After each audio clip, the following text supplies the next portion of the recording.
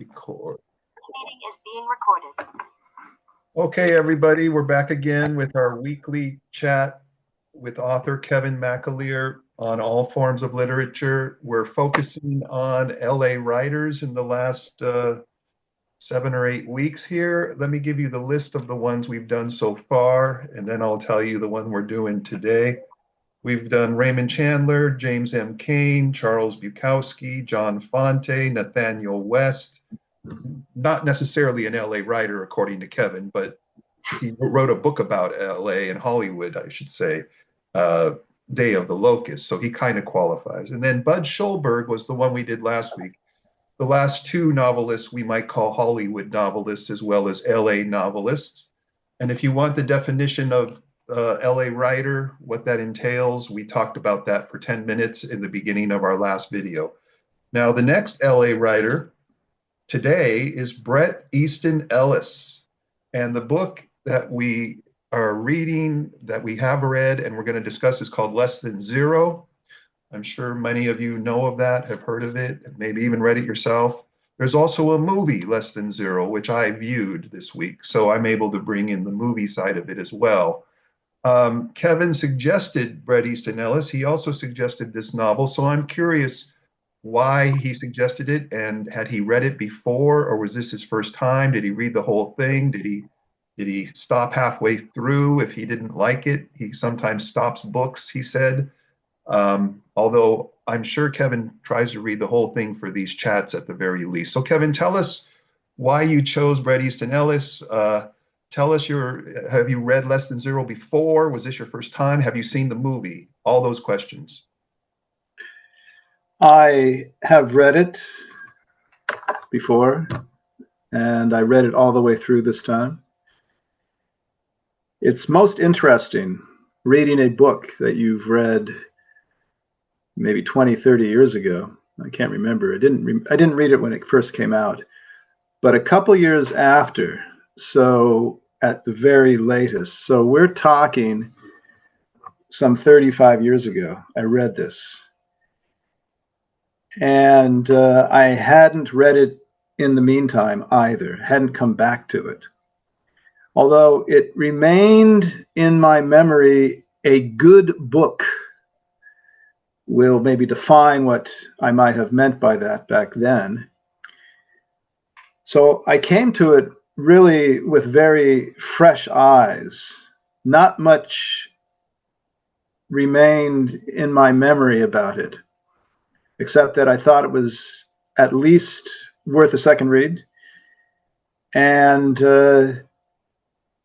now it's being classified as one of our LA novels. I think that's right on. There isn't more of an LA novel than this, if only by virtue of the fact that, first of all, apart from a little side excursion to Palm Springs here and there, it's only in LA, right smack in the center of the city, in the happening part of the city. And all the place names are mentioned, you know, Century City, Malibu, Beverly Hills, the various restaurants, Spagos, you know, the Polo Lounge, all the clubs, the Roxy, Florentine Gardens, the Palace. It's all there. All the brand names are there. And it has to be said, it's written by a native-born Angelino, Bret Easton Ellis, okay? So, insofar it qualifies as a Los Angeles novel, that take will not be revised in the course of this. So, and I have not seen the movie. I may have at one point, but I can't remember it all, so you will have to fill us in on that end. Okay.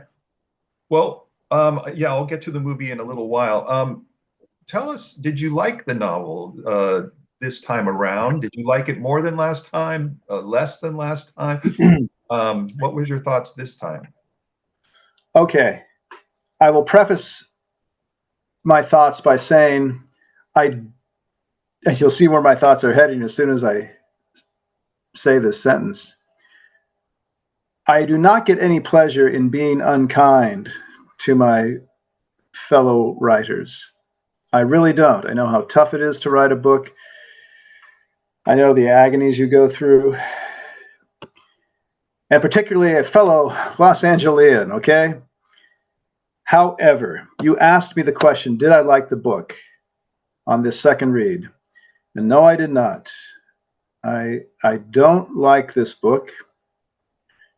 Now, Bret, if you're watching, no disrespect. Anyway, you're a big, successful author. I think you could take this criticism from a little nobody here. And so I will make free in my criticisms.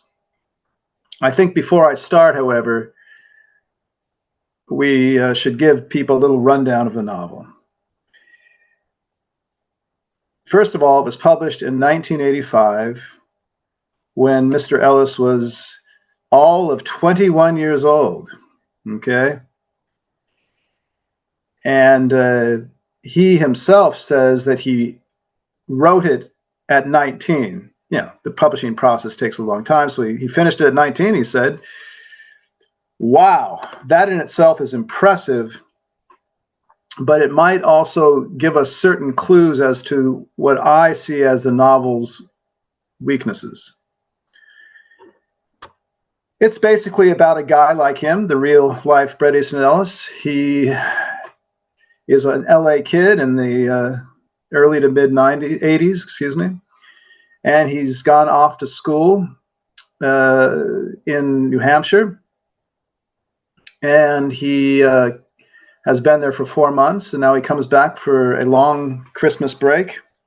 Apparently back east they have like month-long breaks. To Los Angeles. He's 18.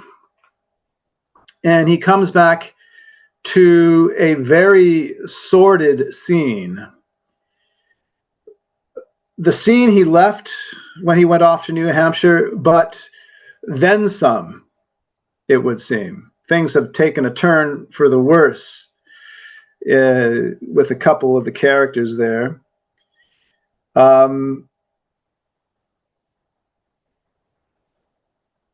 He occupies this world of rich, disaffected teenagers. And what they basically live for is their next opportunity to score some drugs. It seems like cocaine is the drug of choice.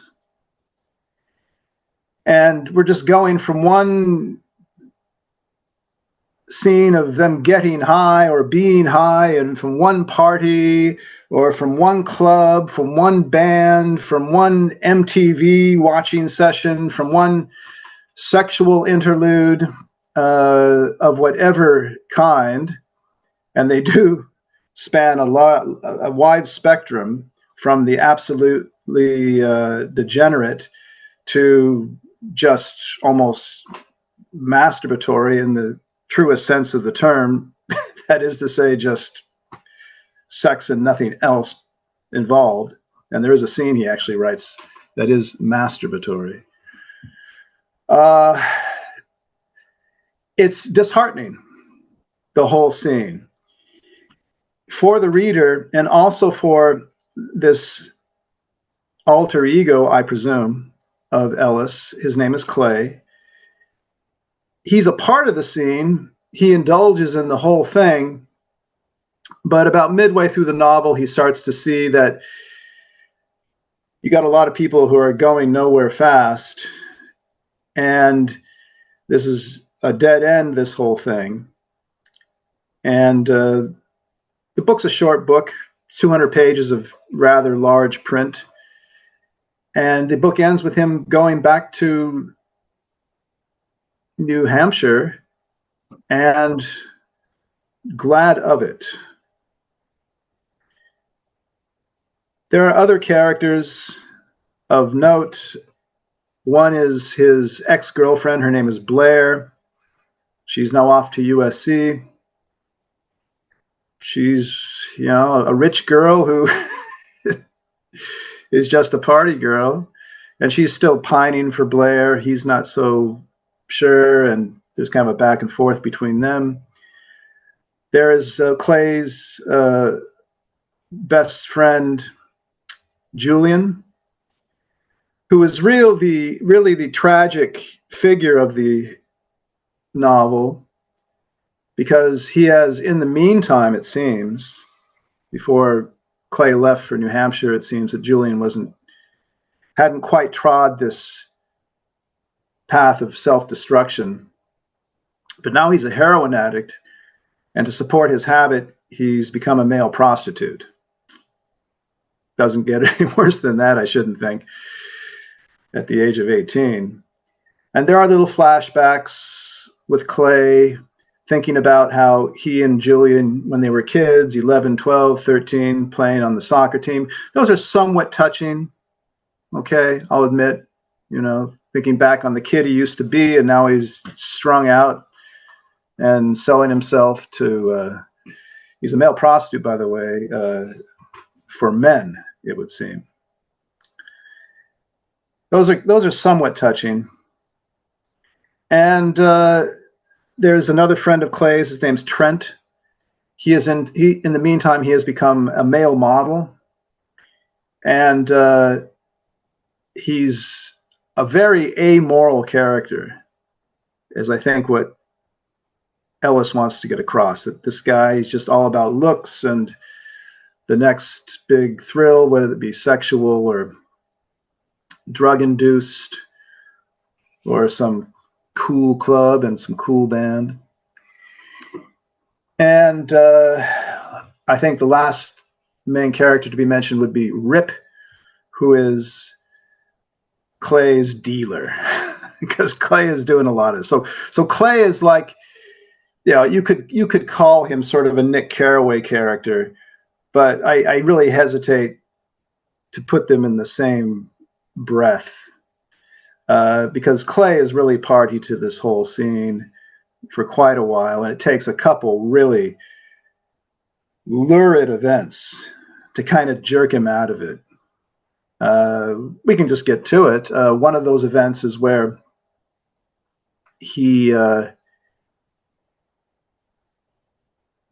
one of those, it's not lurid, it's sad. Blair runs over a coyote. For those of you who don't know, up in the hills in Los Angeles, Santa Monica Mountains, Mulholland Drive up there, that a ways, you got a lot of coyotes, Griffith Park, and you can hear them at night. And in one scene, Blair runs over a coyote, and the coyote isn't killed instantly. It gets caught up in the wheels of the car, and Clay just watches it die, watches, and he's detached. That's the term you have to use for Clay the whole time. He's just so detached. You are tempted to use the word to describe him and his milieu and the book itself as soulless. It's not quite. Clay has a certain redeeming quality to him. He does sense something wrong. He's just not quite able to put his finger on it, okay, until maybe the end. But that does pervade the book, and this now comes to my criticism. It doesn't have any heart. It just doesn't. It doesn't, for me, this old school guy. There's just no heart. It's all surface description, detachment on the part of the narrator. And at that level, it just didn't grab me emotionally. Nor, to maybe give Mr. Ellis his due, nor perhaps is it meant to. Perhaps it is to be this sort of alienating read. Art can have legitimacy in that way. It alienates you from the whole thing it's describing. It's trying to put you off of it. And I'm sure Mr. Ellis wasn't trying to endear this scene or any of the more sordid characters to us. No. But the question is whether you can actually care about any of them. And I couldn't, I'm sorry. sort of the litmus test of a good, successful novel, I would argue. There are novels at other levels, but I just didn't care for anyone. I didn't care for Clay. I just didn't. I couldn't, despite myself, care for him. And there's even a very revealing passage, so I will give Mr. Ellis his due here, that illustrates that whole maybe thesis of the novel, but my problem with it at the same time. And then this is Blair. Is this Blair? I believe it's Blair, his ex-girlfriend. And again, they're going back and forth with each other. They're not sure. He's going to go away to school anyway. Yeah, it's Blair. And she says, "You're a beautiful boy, Clay, but that's about it. I watch the cars pass by on Sunset. It's hard to feel sorry for someone who doesn't care." "Yeah?" I ask. "What do you care about? What makes you happy?" "Nothing. Nothing makes me happy. I like nothing," I tell her. "Did you ever care about me, Clay?" I don't say anything. Look back at the menu. "Did you ever care about me?" she asks again. "I don't want to care," he says. "If I care about things, it'll just be worse. It'll just be another thing to worry about. It's less painful if I don't care." "I cared about you for a little while," she says. I don't say anything. So we see the kid's problem. He's been desensitized to his environment because that's the only way he can see his way clear to get through the day, right? His parents are breaking up. His dad's going through a midlife crisis. He gets a facelift. He's got a hair transplant, the whole Hollywood thing, whole LA thing. And you can see how the kid would be disturbed, but it doesn't help you to like him or to care for him as a reader. The book is sort of what I would call a diagnosis of a certain disease among the youth in that milieu, just hedonistic, pleasure-loving. So it's a good sociological portrait. And, I suppose someone had to do it, but I'm ecstatic that he did it and not me.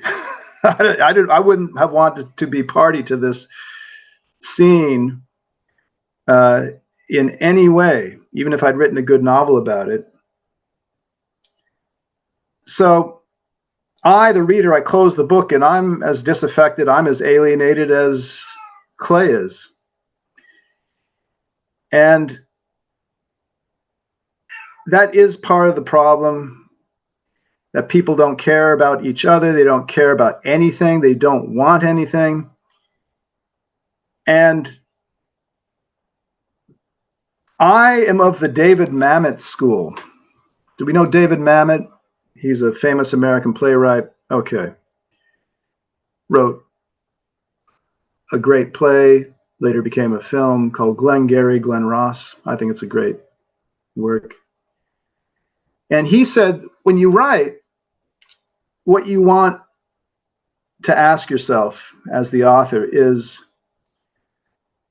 what does your character, your main character, or your characters, I suppose, your various characters, but what does your main character want? He's got to want something, right?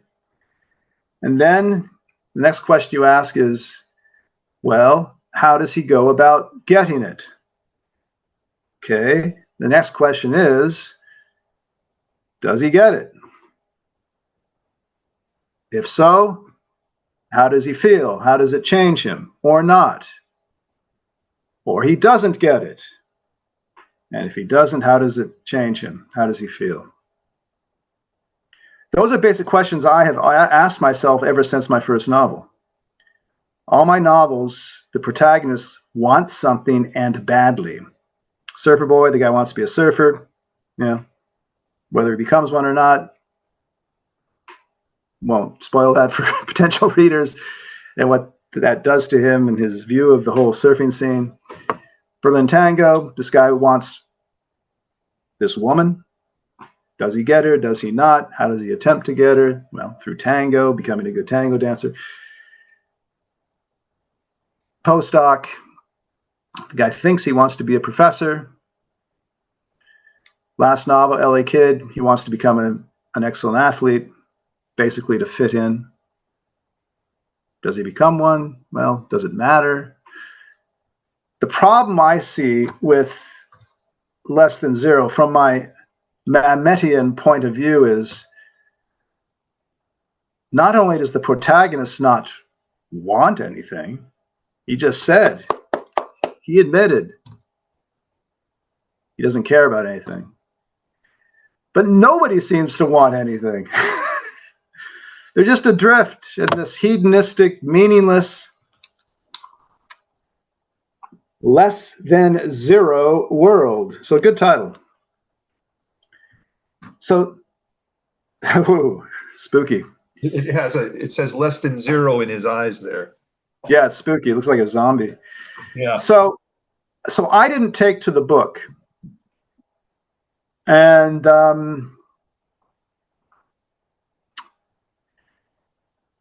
there you have it. I agree with you. Your diagnosis is the same thing that I felt reading it. I'm living with our mother, as you know, but I just want to let the audience out there know that I was talking to her about the novel last night in preparation for this talk. And I had to read about 66 more pages before I finished. And I was telling her, she was asking if I was looking forward to reading it. And I said, well, you know, the problem with this book is I don't think I really care about any of the characters. No, one doesn't. And that's something that you should care about. The only creature I could bring any empathy or compassion to bear with was the coyote. Wow, that's saying a lot.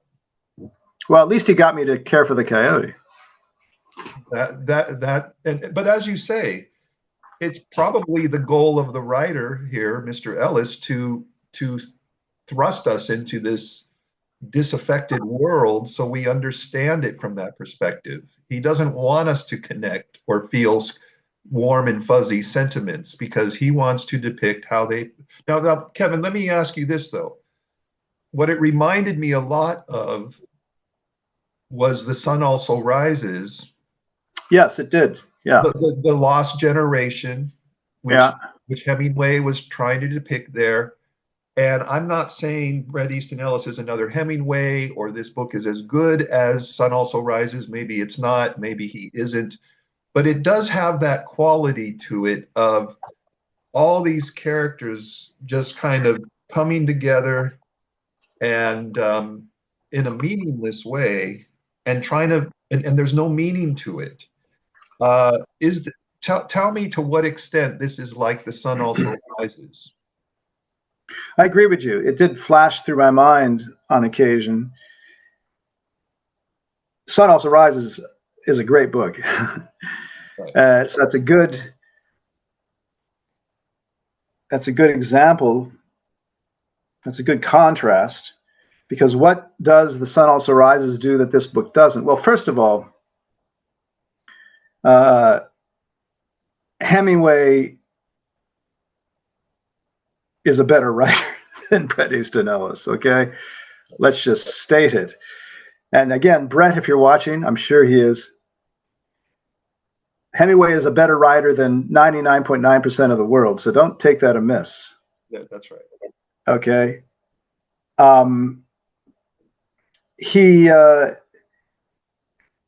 Hemingway has a certain poetry to his writing.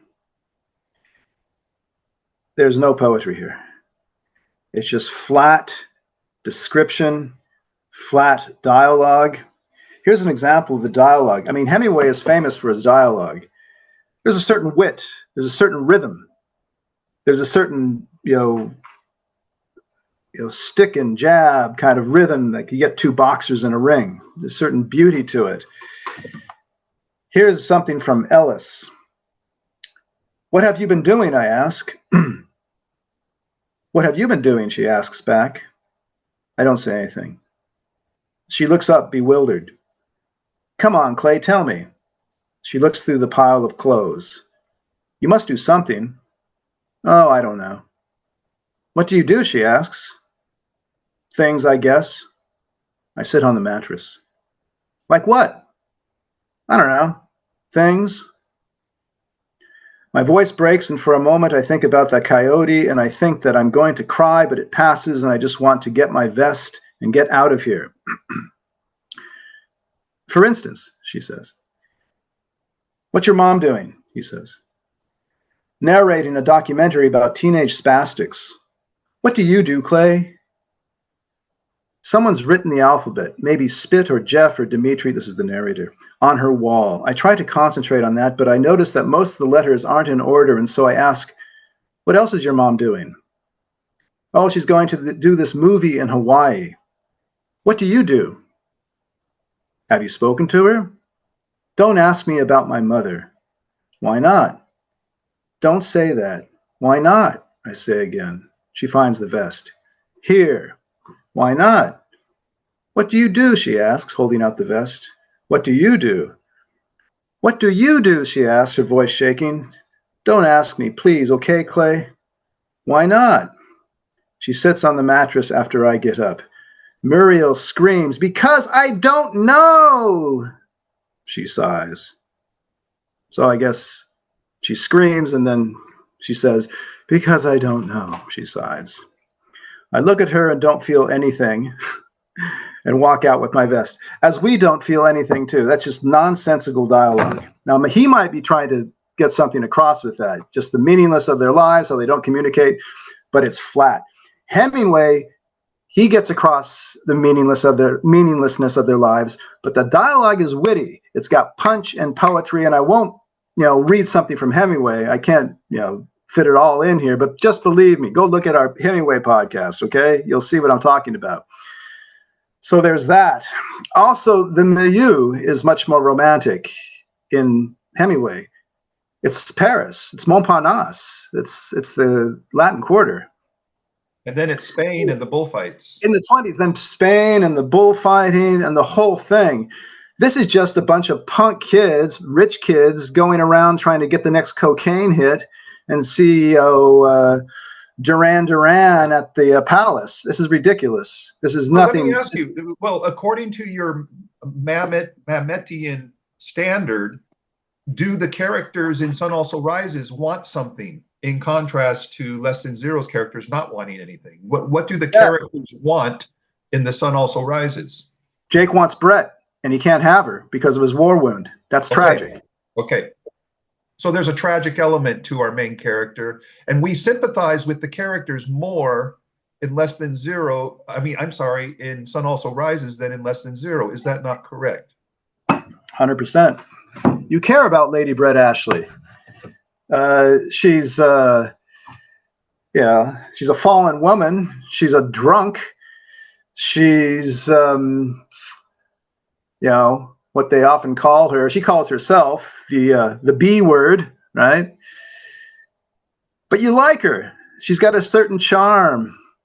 You can see why Jake would fall for her, as do a lot of the characters. That's another thing this novel lacks.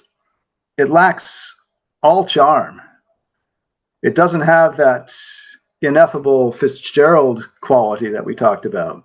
No way. So, yeah, I'm coming down very hard on the novel. I have to make it clear, right? And I'll add another thing. I finished it,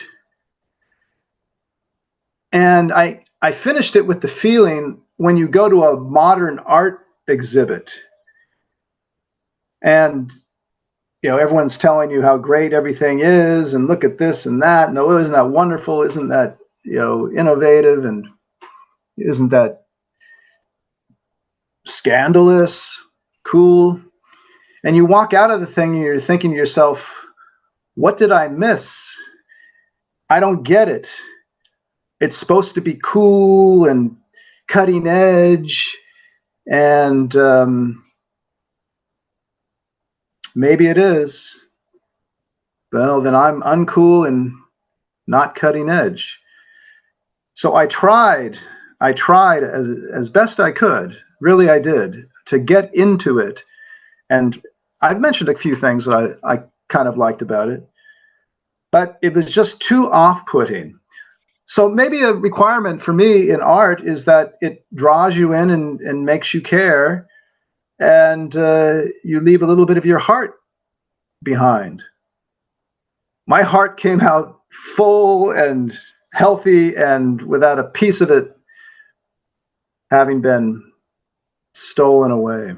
Not at all. I have a question. In Sun Also Rises, when they go to the bullfights, does he describe any of the killing of the bulls in there in any graphic detail? He describes it in good detail, yeah. Okay, because maybe that's the coyote dying.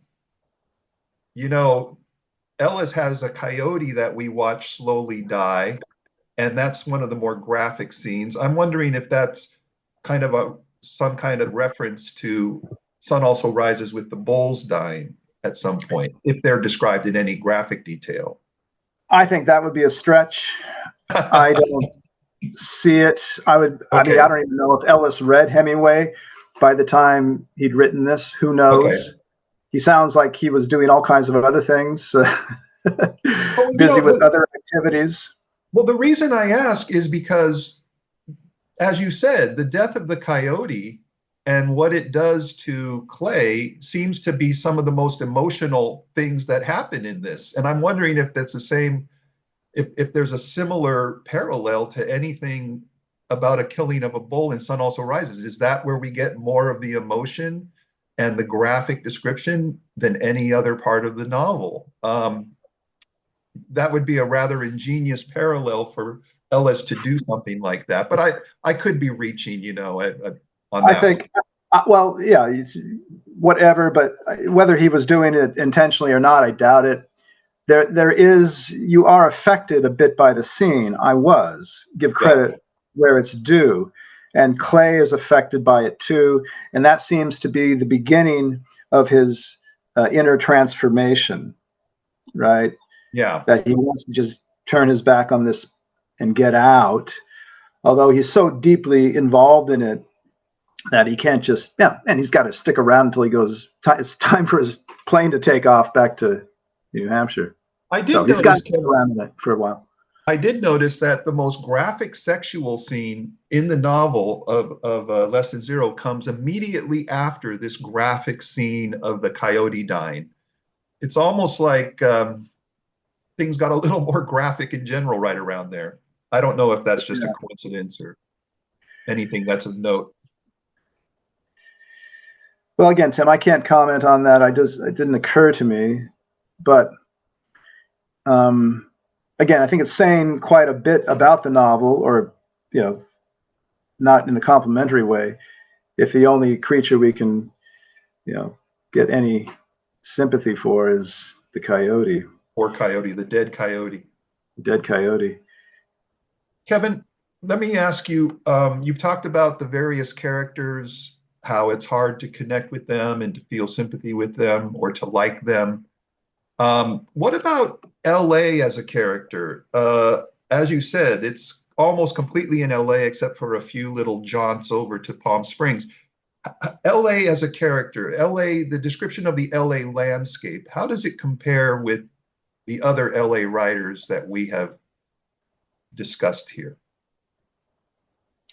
We get very little description of it. We just get product placement. We went to Spago's. I stared at the wall. My father had his third bottle of champagne. All I knew when it was over is I never wanted to repeat this scene again. That kind of stuff. So you don't get any Chandlerian description of the buildings or the interiors. You don't get any of that. It's just, look, let's face it. It's written by a kid who's 19 years old. And again, wanting to give Mr. Ellis as much credit as I can while at the same time being true to myself and my own honest feelings about the book, I went over a lot of the what you might call coming-of-age novels in American literature to see when they were published. How old were the authors when they had written them? And you can just go through the famous ones that anyone will recognize, and you can see that all of these novels, all the famous ones, were written when they were much along in their careers, and some of them very much along. We'll leave me aside with having published L.A. Kid at 62, but in the same breath we can mention Bukowski. Ham on Rye, published at 62, his youthful L.A. memoirs.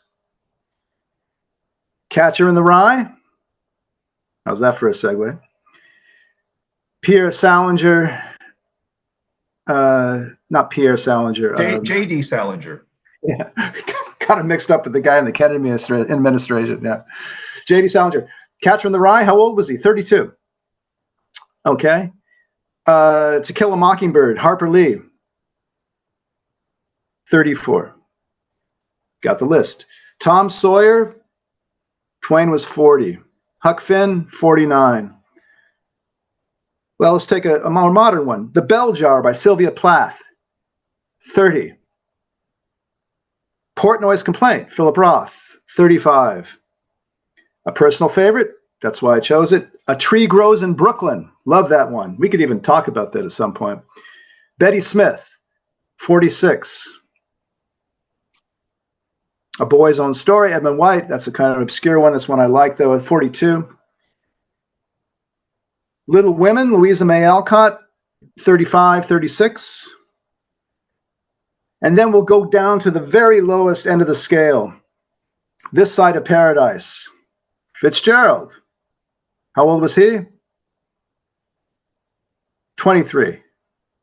And I don't even like that novel that much, as I said. But Fitzgerald needed 4 more years than Ellis to write his coming-of-age novel. I mean, I think it's premature. Ellis himself wrote, and I got on the Wikipedia page for him, where he says he wrote it when he was 19, and he said that earlier drafts, and I quote, read like teen diaries or journal entries, lots of stuff about the bands I liked, the beach, the Galleria, clubs, driving around, doing drugs, partying. And with this, he has just described the novel you and I have read in its finished form. Not much changed, apparently. Not much changed. And how it read in those earlier drafts doesn't bear thinking. I think it's just too soon. He was the hot thing for some reason. He had the connections. You know, you got to have those connections. Went to Bennington College, had some creative writing teacher who took an interest, got him published. I don't know exactly how it happened, so don't quote me on that. But he seems to have been in the nexus. And the next thing you know, he's the hottest thing. He and Jay McInerney, Bright Lights, Big City, debauching around New York. Okay. But I think he should have just kept that first draft of it, sat on it for a few years, at least till 23, at least wait till that Fitzgeraldian age of 23, and then you publish it, okay? It was finally published at 21, okay? But this is me trying to cut him some slack. You know, sometimes people can rush you. You think, okay, good, we can make a killing on this, you know, disaffected, disenchanted, alienated, rich youth in sexy LA milieus, you know. I could just imagine. And again, I don't know how it went down. Maybe they all thought, oh, just great writing, lovely book. We'll just, you know, let's get it out. But I think I would have liked a novel of this sort. It wouldn't have changed its character much, but I would have liked it had he maybe waited a few years to publish it. And he himself says here, or somewhere else that I read, that he, reading it like 20 years later, he thinks that he sometimes wishes that he had the writing could have been more elegant. I think elegant was his word. What he might have meant by that was just not so flat, not so positivistic, not so heartless. His initial draft was written in the third person narration. And then one of his teachers told him, hey, why don't you do this in the first person? So that's what we get here. We get the first person. Right. Now, you said you drew a comparison earlier also about something about Nick Carraway in Great Gatsby being the narrator. Do you think this character has this narration narrative point of view of Clay as kind of the outside observer, but also kind of involved with things? Nick Carraway comes from St. Paul, Minnesota to New York, and then he eventually goes back to St. Paul. And we have this character comes from the college in New Hampshire, comes home for a vacation time, and then he goes back. There are some interesting parallels to Nick Carraway there, but maybe it's not exactly the same. Can you elaborate on that? No, you've done a good job. I think that's exactly it. He's of this world, but not, and he can leave it if he so chooses. And Clay does. You get the impression that he's seen enough at this point, which is the slight redemptive quality to it. It's not without a certain it's not without a certain elevated something. How's that for being inarticulate? But that is what it is. You do close the book, and there is this feeling that, okay, at least Clay is going to get out of this scene alive, and that's to the good. So it's not completely nihilistic in that way. It does leave you with a certain feeling that it hasn't been completely futile, this whole exercise in hedonistic debauchery. Speaking to both of our mother about this last night, she was asking if there's any moral judgment upon all the debauchery and all the hedonism. I said, well, not really, but just the fact that this main character describes it in such detail would indicate some aspect of moral judgment simply by the fact of the descriptions themselves. You don't have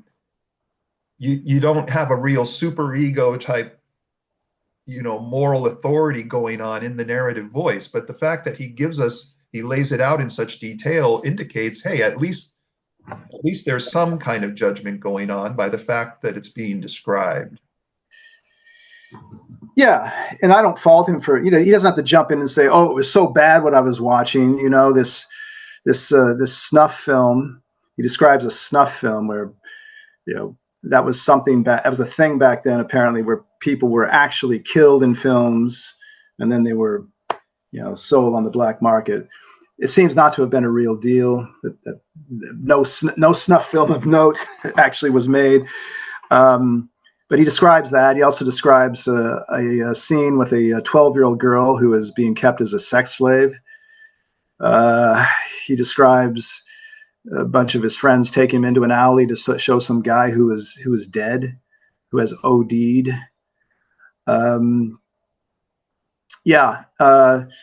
It's not as if Clay is getting his jollies throughout. In fact, he walks out of the snuff film. He says, to I think it's Trent, his model friend. He says, "Hey, Trent, this isn't cool. This isn't right." That's when they see the sex slave, and Trent wants to hang out, and Clay says, "This isn't right," and Trent says, "What's right?" Right. It's the Pontius Pilate scene. What is truth? Correct. And he washes his hands of the whole thing. But no, we see that Trent he hasn't vacated his moral responsibilities completely. We see that. So that's okay, but it doesn't make me like the guy. I like Jake, for example. I like Jake. He's got a certain, in The Sun Also Rises, he's got a certain, kind of wise guy, worldly, disillusioned, but not quite cynical take on the whole world. And he's been in the war. He's got an excuse. You also like Nick in Great Gatsby. Everyone likes Nick, of course. He's a good, solid Midwestern kid. No one can't like Nick. I was thinking about the difference between maybe this book and Kane and the characters in Kane's books, because they're pretty amoral too. Yep. At least no one here, as far as we know, commits murder for the sake of lust and avarice. Okay, we got at least 2 Kane novels where that takes place. But I think the difference is that Kane tells one heck of a good yarn. He tells a good story. There's no story here at all. There's no story. Not a hint of a story. The only thing that could be construed as a story is, and I think they play this up in the film from what I read of the film, that Clay is doing his best to get back in touch with Julian and try and maybe save him from whatever fate he has befallen, because Clay is not too sure what's going on with Julian either. But it's a very slim plot line, and it only really develops into anything until like the last fifth of the novel, of a very short novel. So the rest of the time you're just clawing your way through the novel just to get through it. At least I did. Whereas with Kane, as I've described, it's unputdownable. From the first line, you're just, whoa, what's going to happen to these people? And it's not that it's not that you love the characters. You don't in Kane, but you do care for them enough that you're interested in their fate. Will they end up dead? Will they get away with it? You're fascinated because it's a great tale he tells. Dumb Indemnity, The Postman Always Rings Twice, Mildred Pierce, great stories. He's a great narrative storyteller. And, a kid 19, he has only so much talent in that regard. It's limited, even if he can develop it. And the characters also in Kane, as opposed to a lot of the characters in this novel, Less Than Zero, they're alert to possibilities. The possibilities in love and in riches. They have a vision of where they want to go, right? No visions of where they want to go here. It's less than zero. It's a dead end. There's nothing of that. So at least the Kane characters, even if they're full of deceit and crime and betrayal, you appreciate the fact that they're trying to get somewhere. They're trying to do something with their lives, even if it's morally objectionable. And that's the difference, I think, because both a Kane novel and at least this one novel of Bret Easton Ellis, they have all 3 of those Matthew Arnold requirements. It's very plain spoken prose. It's very direct mode of thought processes as described by the first-person narrator. And the pace is good. I mean, you have to give it to Ellis. I mean, the pace is good. You move from one place to the next within a paragraph. You're now you're in the Roxy, and boom, now you're in the Beverly Center, and boom, now you're in Palm Springs. Okay, but we don't care. It's like, we don't care. Well, where are we now? Oh, okay, good. Yeah. And so they have that in common, but the Kane, you care where they're going and where they're headed.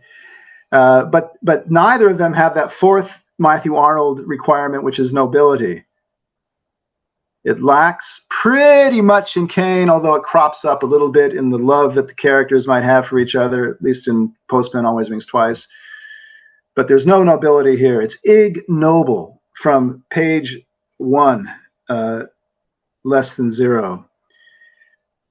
But you care for the Kane characters.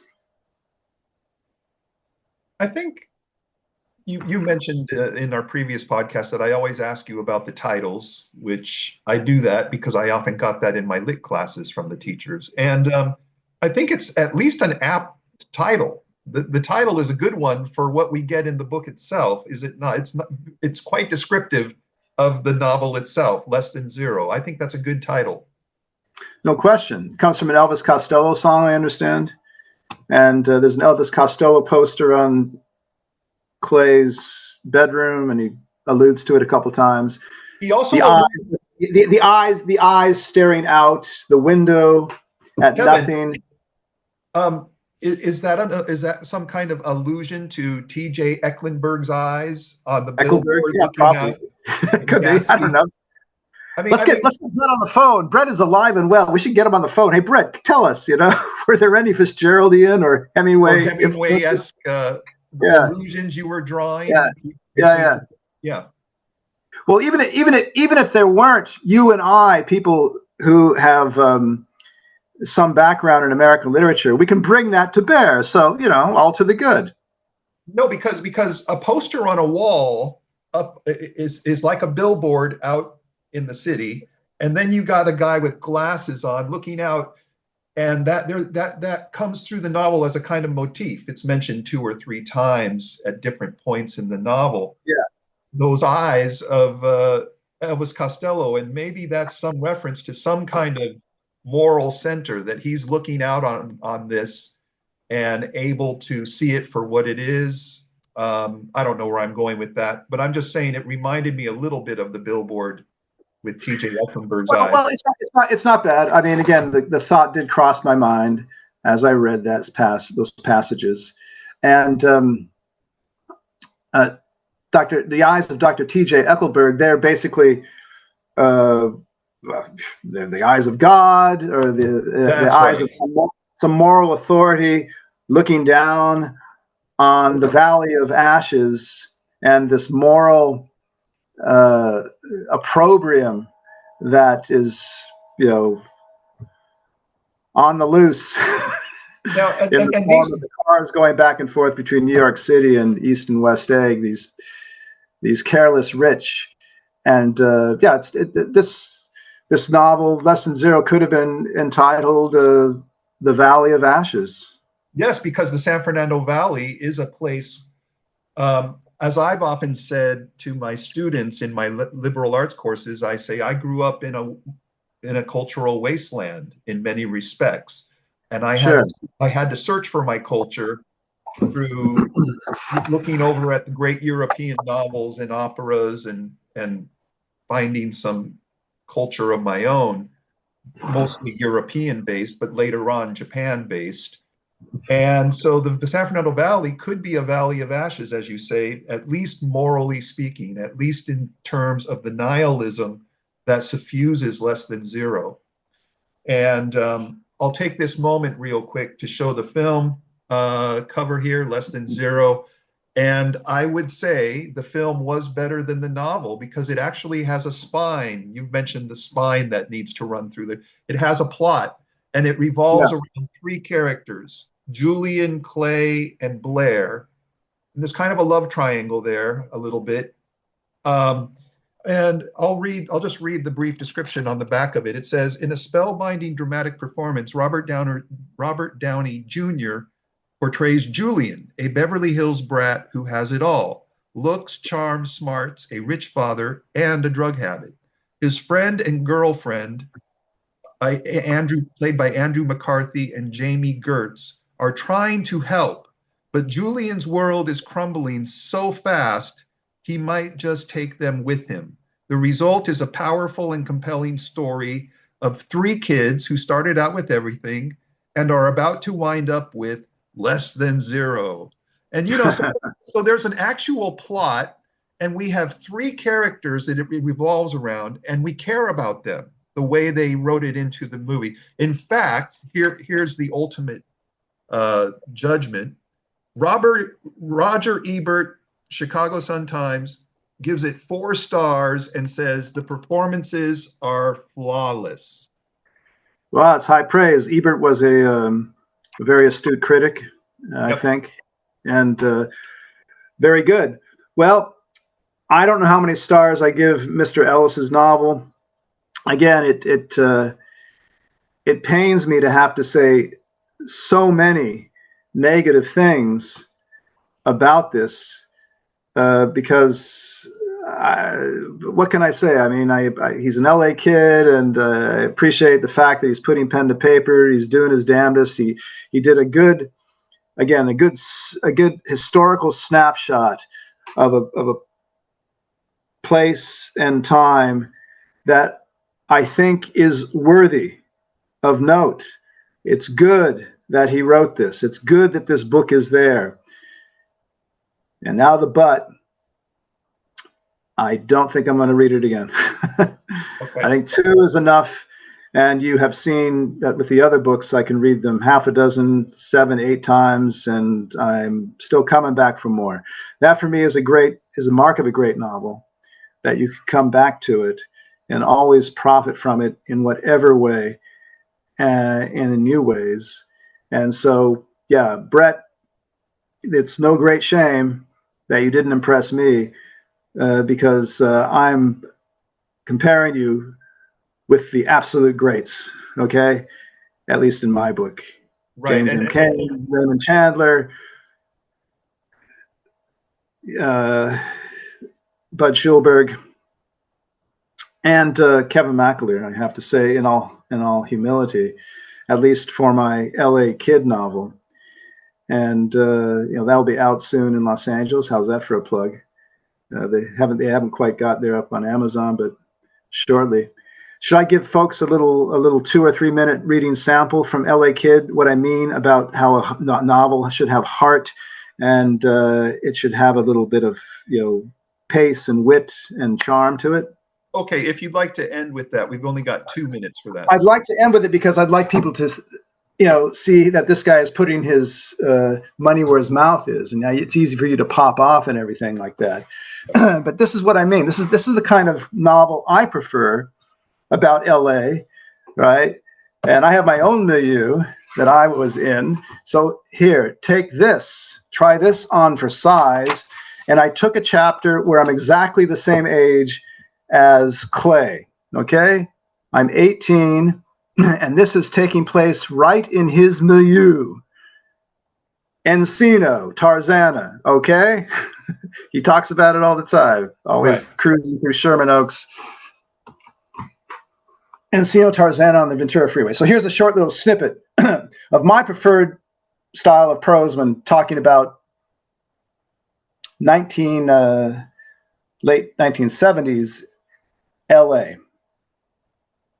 And this is from a chapter called The Stuff That Dreams Are Made Of. It's about my time working in a movie theater.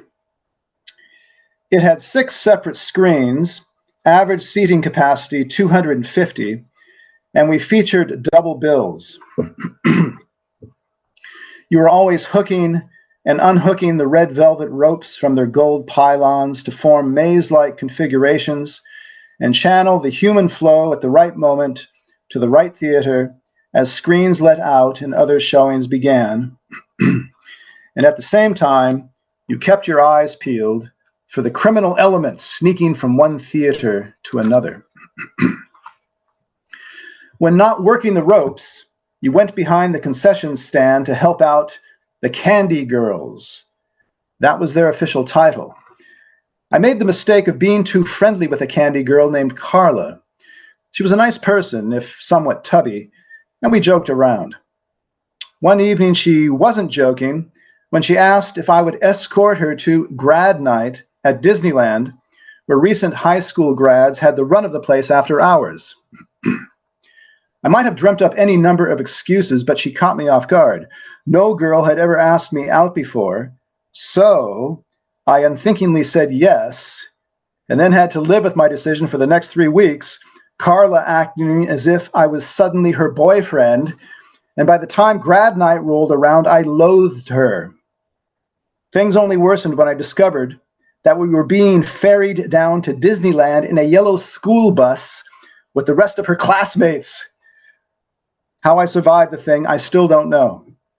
But by the time we reboarded the bus at 6 a.m, and she lay her head on my shoulder in a pathetic attempt to salvage the date and perhaps induce a bit of romance after I'd been a cold and distant jerk the whole night, feeling sorry for myself was no longer an option. I had ruined her big moment and likely bruised her heart. I felt bad about it, but not long afterward, she hooked up with our projectionist, who had a very nice wife and 2 sweet kids, which got Carla off my conscience entirely. No matter how uninspiring Carla was, I told myself that if girls were asking me out, then I couldn't be something the cat dragged in. On the strength of the Carla date, I targeted another candy girl named Janet, who was such a dazzling beauty that it almost hurt your eyes, but still I set my sights on her. I was going on the assumption that she didn't get asked out much, guys expecting the brush off, so I summoned the courage and asked her out, and miracle of miracles, she said yes. My confidence took a plunge, however, when I picked her up at her parents' sprawling mansion in one of the beach canyons. All the place lacked was a moat and drawbridge. Why was this princess working a candy counter? To learn how the other half lived? Get some life-broadening experience with the unwashed masses? Over dinner at the seaside restaurant, she talked about her old boyfriend. I knew him. He worked as an usher at the theater, a stagily handsome guy with a smooth manner and practiced smile and all his brains in his face. He had an extra cockiness around girls, but why not, if he'd been the boyfriend of this flawless creature with a face like Natalie Wood, only better? I want to kiss you, I thought. I need to kiss you. I'm as good as your lunkhead Lothario. And for a duration of the meal and the whole ride back, I pondered how to do it. Arriving at the mansion, I walked her to the front door. She retrieved her keys and turned to face me. You know, I've been wanting to kiss you all night. It was me who said that, of course, not Janet. To be honest, she replied, I'd rather you didn't. Okay, I said. Thanks for the evening, she said. Driving back through the canyon, I realized that I was her Carla. Now, that's what I prefer. I prefer a little emotion, a little humor, a little self-irony. And I'll leave it at that. Okay, and I'll finish with a quote from an author named, or from a New York Times reporter named Michiko Kakutani. What she says about the novel at the top here is one of the most disturbing novels I've read in a long time. It possesses an unnerving air of documentary reality. So I think we want to finish with that comment for Mr. Ellis's behalf. He's kind of doing a documentary kind of thing where it's more objective and non-emotional, just showing the facts of a certain time and place. And you are trying to suffuse your novel with more emotion and more of desire and passion. He's very passionless in this documentary novel. And so for those who want to contrast from Less Than Zero, Kevin is right. His book, LA Kid, there you go. All right. Very good. Got LA Kid, good. You got it in there. All right, Kevin, thanks for your feedback on this novel. It's always incisive and informative when you give us your views of all these books. What do you know what we're going to be doing next week? Would you like to do his other book, American Psycho? No, I wouldn't. I'm going to give Mr. Ellis a rest for now, Okay, and we can talk about what we might read we'll do that. instead. Okay. All right, Kevin, thanks again. We'll see you soon. See you soon. Bye-bye.